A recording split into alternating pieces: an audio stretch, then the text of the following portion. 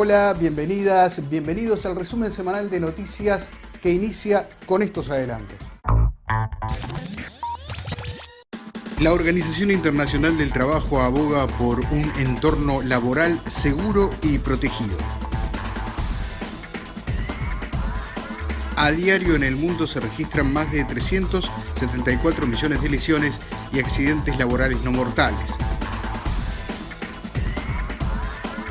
Según la CEPAL, la recuperación económica solo beneficiará a empleos masculinos. Mujeres retroceden 13 años. Más de 300 mujeres estuvieron reunidas para debatir los desafíos de la comunicación sindical.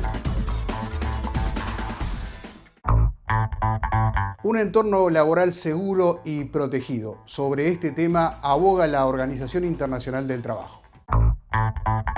Los trabajadores se ven expuestos a diferentes riesgos en su entorno laboral y según registros de la OIT, Organización Internacional del Trabajo, estima que a diario se registran más de 374 millones de lesiones y accidentes laborales no mortales que derivan en que los empleados de una empresa o negocio tengan que suspender sus actividades por más de 4 días. El director general de la OIT, Guy Ryder, afirmó en el 22º Congreso Mundial sobre Seguridad y Salud en el Trabajo que el compromiso es lograr 0 lesiones, enfermedades y muertes en el entorno laboral.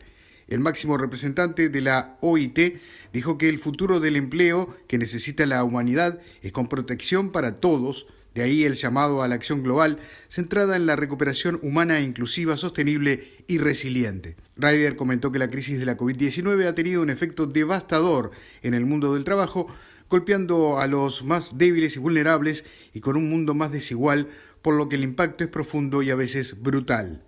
Frente a esa realidad, ahora más que nunca es necesaria la cooperación entre los gobiernos y las organizaciones de los trabajadores y empresarios sobre la base de la justicia social, señaló.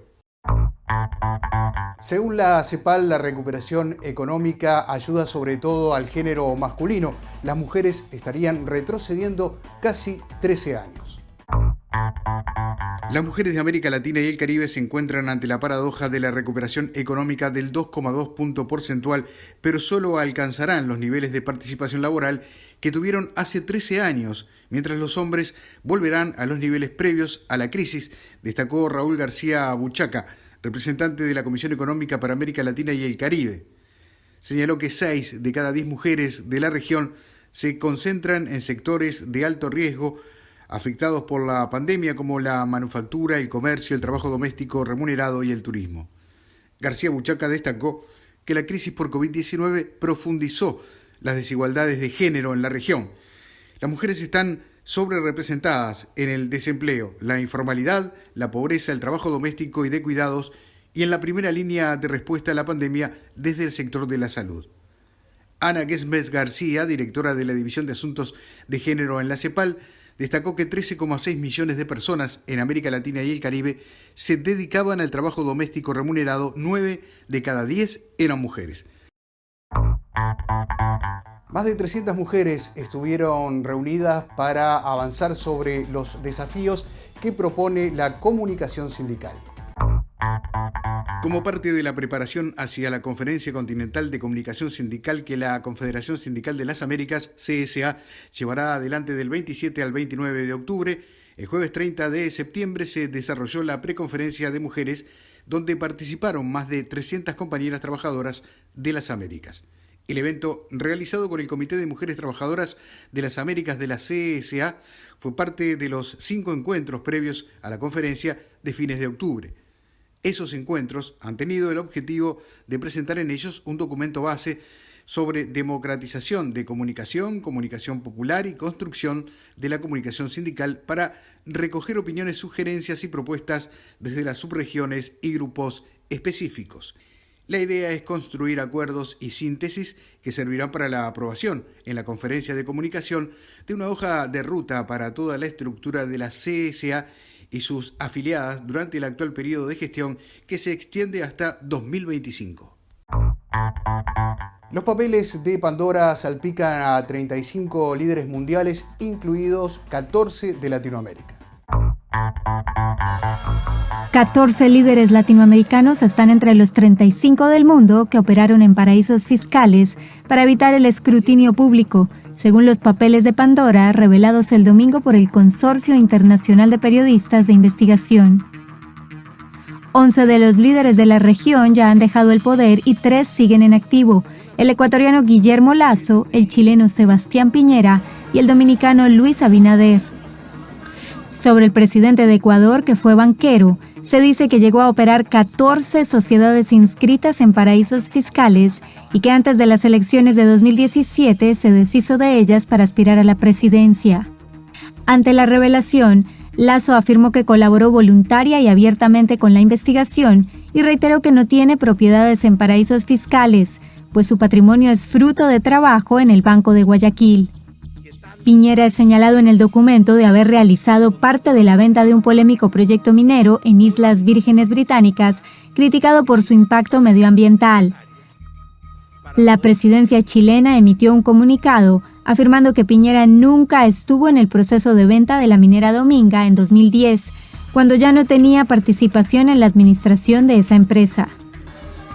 Por su parte, sobre Abinader, existen vinculadas 2 sociedades secretas en Panamá creadas antes de que llegara al poder el año pasado. Sin embargo, la presidencia dominicana aseguró en un comunicado este lunes que Abinader se desvinculó de los negocios familiares antes de asumir el cargo de mandatario en agosto de 2020. Dentro de los expresidentes nombrados en la investigación, se destacan el peruano Pedro Pablo Kuczynski y los colombianos César Gaviria y Andrés Pastrana. Los papeles de Pandora, basados en 11,9 millones de archivos, han destapado cómo la élite mundial usó una telaraña de fideicomisos y sociedades fantasma en sitios como las Islas Vírgenes Británicas, Panamá o el estado de Dakota en el sur de Estados Unidos para no pagar impuestos.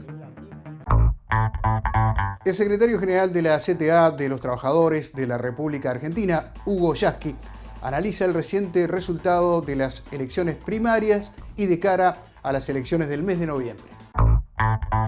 Hugo Yasky, secretario general de la CTA. Una lectura, Hugo, puede ser sobre las elecciones pasadas del 12 de septiembre en nuestro país. Fue una elección que tuvo un muy bajo nivel de participación, en la que el Frente de Todos, apoyado por las centrales sindicales y por la mayoría de las organizaciones del movimiento popular en la Argentina, sufrió una derrota que se explica sobre todo por la pérdida de 4 millones de votos que dejaron de apoyar a nuestra herramienta electoral. La oposición sacó más o menos los mismos votos que había venido sacando anteriormente. Los que decrecimos fuimos nosotros. El escenario de la pandemia que hizo que otros oficialismos perdieran puede ser una de las razones, pero fundamentalmente la explicación está en la grave crisis económica heredada durante 4 años de macrismo, una enorme deuda interna y una descomunal deuda externa, y también en el hecho de que tenemos la mitad de los trabajadores y trabajadoras en la informalidad, con lo cual todas las medidas que se tomaron para proteger el empleo no tuvieron efecto en los informales, porque no había manera de pagarles el salario, de sostener la continuidad del empleo, como sí se hizo con los que tenían convenio. Este sector fue particularmente castigado en la pandemia. Esto generó un altísimo descontento social, bronca, que se manifestó en este voto castigo. Habría que agregar que la expectativa que se puso en que una vacunación masiva y una salida de la pandemia con un número de víctimas fatales relativamente reducido, si se lo compara con la tragedia que se ha vivido en otros países de la región o del mundo, no alcanzó para que esa subjetividad herida, lastimada de la mayoría de los ciudadanos del país, le diera el voto de confianza al gobierno. Creo que es un elemento a tener en cuenta porque, bueno, la anomalía de la incidencia de la pandemia en la conducta electoral de nuestro pueblo, en las relaciones sociales y fundamentalmente en un descontento muy grande y denso que existe en la base social de la Argentina, habrá que ser analizada más en profundo para tratar de encontrar razones que expliquen este resultado electoral, pero también quizás el devenir de los próximos tiempos en nuestro país. En noviembre, el día 14, tenemos las elecciones generales, estas fueron internas abiertas, de manera que pensamos que se puede quizás revertir esta situación haciendo que vuelvan a votar los que no fueron a votar y tratando de recuperar el voto que se perdió en muchas provincias. La industria del cannabis medicinal podría generar 27.000 empleos en Colombia. Con esta y otras noticias, abrimos el siguiente compacto informativo.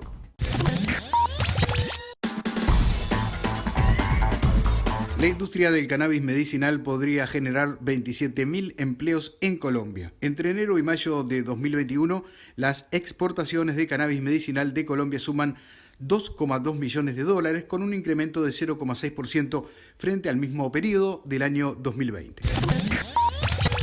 El presidente de México, Andrés Manuel López Obrador, se congratuló por los datos presentados por el Instituto Mexicano del Seguro Social en materia de recuperación de empleos en septiembre, logro que consideró histórico.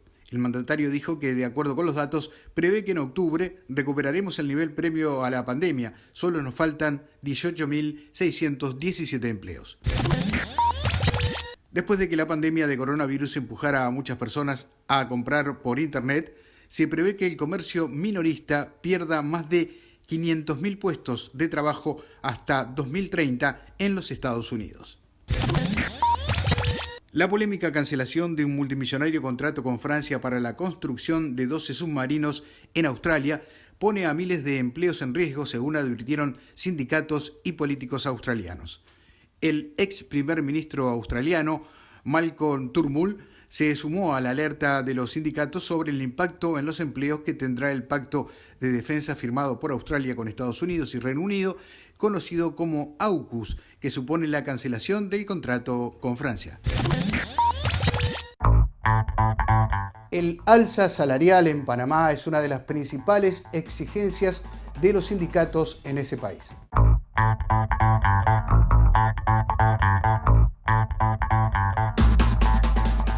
Exigiendo la instalación de la mesa que cada 2 años revisa el salario mínimo y la posibilidad de que éste sea aumentado, sindicatos de Panamá se dieron cita para protestar frente a la sede del Ministerio del Trabajo y Desarrollo Laboral.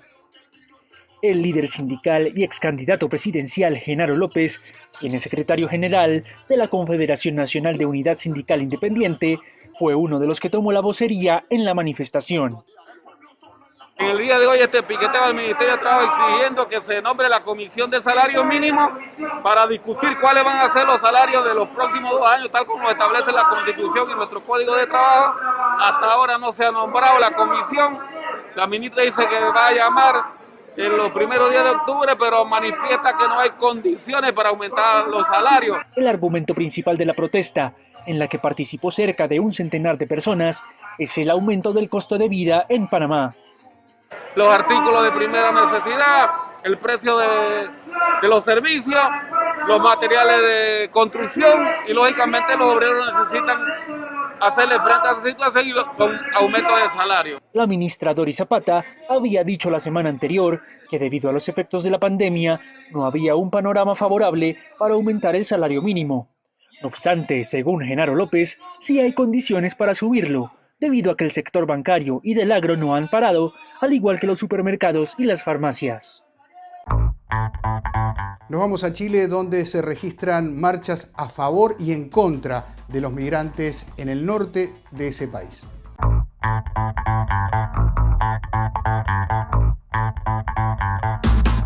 Varias marchas en favor y en contra de la migración se celebraron en Chile, tanto en Santiago como en la ciudad norteña de Iquique, una zona que vive una crisis migratoria desde hace días, con la entrada de miles de personas indocumentadas y gran tensión entre locales y extranjeros. Empuñando banderas chilenas y con cacerolazos, cientos de personas se congregaron para protestar contra la entrada de migrantes irregulares en Iquique, donde cientos de extranjeros se encuentran acampados desde hace semanas. A pocas calles de esta concentración se juntaron decenas de personas en una marcha contra la xenofobia, tan solo una semana después de que una turba atacara y quemara las pertenencias de un grupo de venezolanos sin techo que acababan de ser desalojados de un campamento improvisado, un episodio que dio la vuelta al mundo.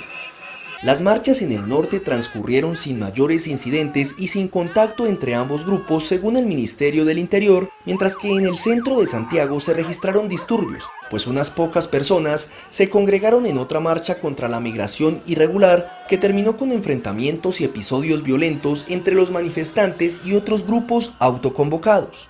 Pese a la pandemia y la crisis social que se extendió durante más de un año, Chile sigue siendo uno de los países más atractivos para migrar dentro de América Latina por su estabilidad política, económica y alto nivel de vacunación contra la COVID-19.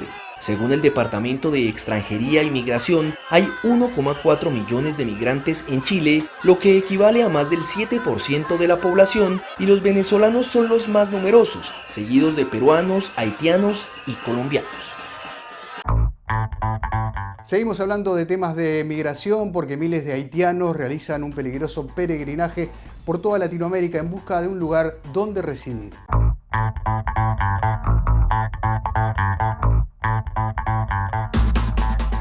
Haití es el país más pobre de Latinoamérica.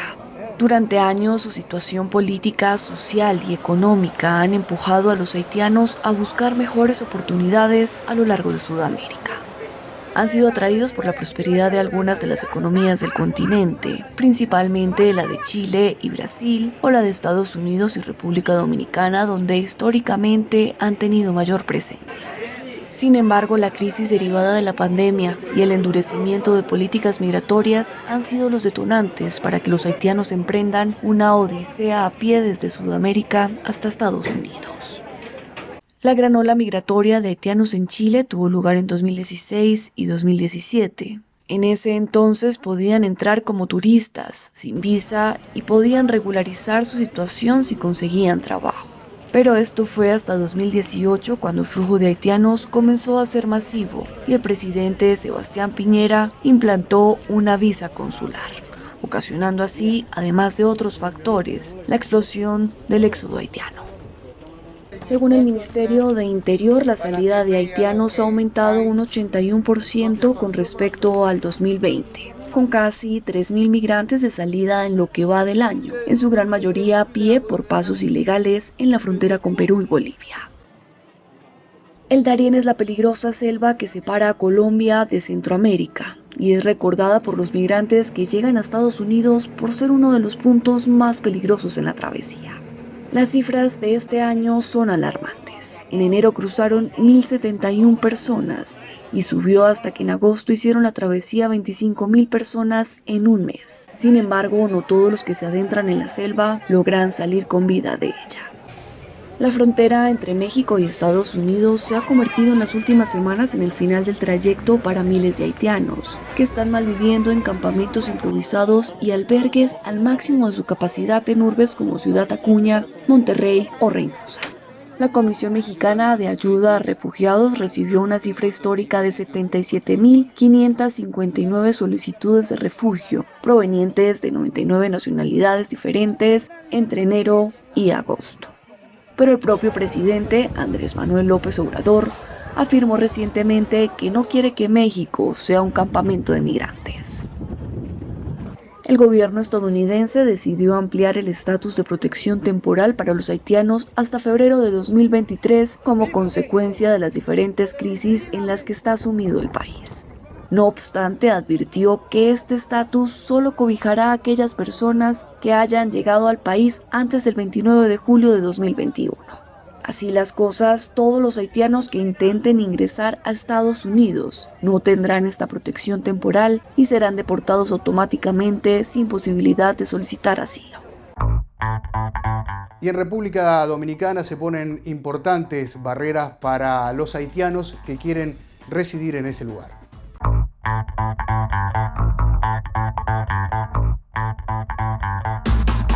El goce de la aplicación estricta de una serie de barreras a los trabajadores indocumentados en República Dominicana dejó en vilo a miles de haitianos, así como a las empresas que emplean a estos migrantes.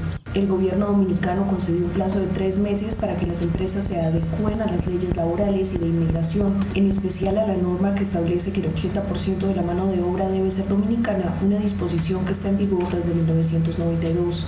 El anuncio causó alarma principalmente en la agricultura y en la construcción civil, sectores en los que buena parte de la mano de obra está compuesta por inmigrantes haitianos en situación irregular. La decisión se produce en paralelo además a la crisis migratoria desatada en todo el continente a raíz del éxodo que están protagonizando los haitianos residentes en Chile y Brasil hacia la frontera sur de Estados Unidos, y mientras Haití está sumergido en su crisis más grave en una década.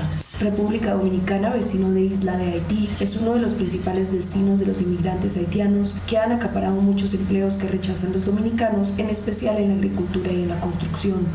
El 29% de los trabajadores de la construcción en República Dominicana son haitianos, al igual que un 28% de los empleados en la agricultura, según un estudio publicado el año pasado por el Instituto Nacional de Migración y por la Organización Mundial para las Migraciones. Según estimaciones de la Asociación para la Construcción y Promoción de la Vivienda, la mano de obra extranjera llega al 60% en la primera etapa de la construcción de los edificios, pero ese porcentaje desciende en la fase de acabado, en la que se requiere un mayor nivel de cualificación. El panorama es muy parecido en el campo, donde el 95% de los peones son haitianos, según la Asociación de Productores Agrícolas del Valle de San Juan, una de las regiones agrícolas más pujantes del país. Las disposiciones anunciadas por el gobierno contemplan aumentar los controles y aplicar sanciones a los empresarios que incumplan con las normativas una vez pasados 3 meses de gracia concedidos para llevar a cabo la regularización. Las autoridades dominicanas también anunciaron que impedirán el ingreso al país de mujeres embarazadas de más de 6 meses para evitar que sobrecarguen el sistema público de salud. Estas medidas se suman a los planes del presidente dominicano Luis Abinader de comenzar la construcción de una verja fronteriza con la que pretende frenar la migración irregular, el narcotráfico, el contrabando y el robo de vehículos. Como forma de hacer conocer sus reclamos, pueblos originarios de Bolivia caminan por la Amazonía durante 37 días.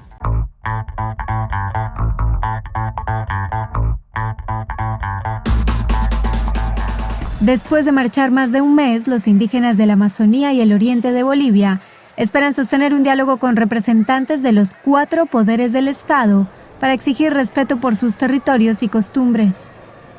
Aunque ya han enviado cartas a La Paz con las exigencias, solamente han recibido respuesta del Ejecutivo, como contó el dirigente Marcial Fabricano. Porque aquí no es únicamente, como todos lo sabemos y lo conocemos como gobierno, es el Poder Ejecutivo. Uno de los órganos de Estado, por supuesto que importante, pero es uno. Nosotros venimos buscando a los 4 poderes del Estado. El gobierno de Luis Arce envió a Santa Cruz a 3 viceministros para escuchar a los indígenas y les ha pedido que expongan sus demandas por escrito.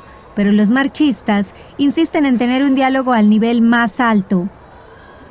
El recorrido a pie, que duró 37 días y 500 kilómetros entre la ciudad amazónica de Trinidad y Santa Cruz, es para reclamar respeto pleno de sus derechos ante las invasiones de sus territorios, los incendios forestales y los proyectos gubernamentales en sus tierras sin consultarles previamente, entre otros. Aquí, en el escenario polideportivo de la Estatal Universidad Gabriel René Moreno, recibieron asistencia médica tras la extensa caminata y esperan la respuesta del Ejecutivo con las demás ramas del poder. Y en medio de las expectativas por la gestión del nuevo gobierno peruano, se lanza una segunda reforma agraria.